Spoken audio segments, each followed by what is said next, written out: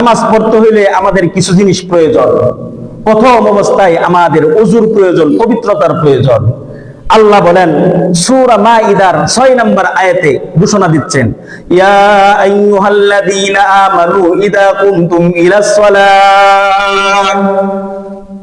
আল্লাহ বলতেছেন যখন তোমরা নামাজে দাঁড়াইবা, ইযা কুমতুম ইলাস সালাহ ফাগসিলু উজুহাকুম ওয়া আইদিয়াকুম ইলাল মারাফিকি ওয়ামসাহু বিরুউসিকুম ওয়া আরজুলাকুম ইলাল কাবাইন। বলে সুবহানাল্লাহ।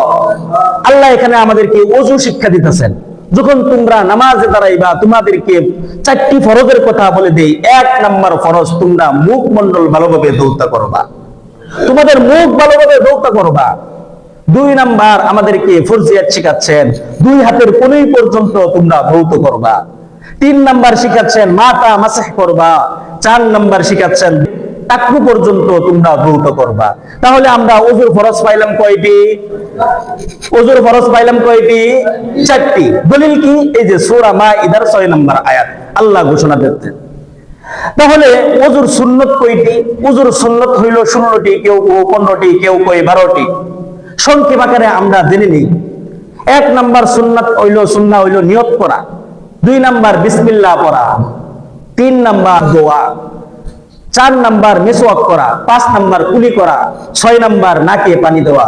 7 নাম্বার সমস্ত মুখ ভালোভাবে ধৌত করা। 8 নাম্বার ডান হাতের কোণই পর্যন্ত ধৌত করা। 9 নাম্বার বাম হাতের কোণই পর্যন্ত ধৌত করা।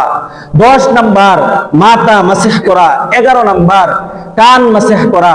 12 নাম্বার ডান পায়ের টাকনু পর্যন্ত ধৌত করা, বাম পায়ের টাকনু পর্যন্ত ধৌত করা, আঙ্গুলগুলি খিলাই করা, 2 হাতের আঙ্গুলগুলি খিলাই করা। এই মোট হলো 16টি। আল্লাহর নবী বলেন কোন ব্যক্তি যদি এই 16 প্রকার নিয়মকে মেনে সুন্দরভাবে খুশুখুজু করে নামাজ দেয় যেন কেমন জানি আল্লাহ তাআলার নিকটবর্তী হওয়ার কারণ হয়ে দাঁড়ায়। বলেন সুবহানাল্লাহ। তাহলে আমরা ওযুগুলা করব তো ইনশাআল্লাহ এভাবে।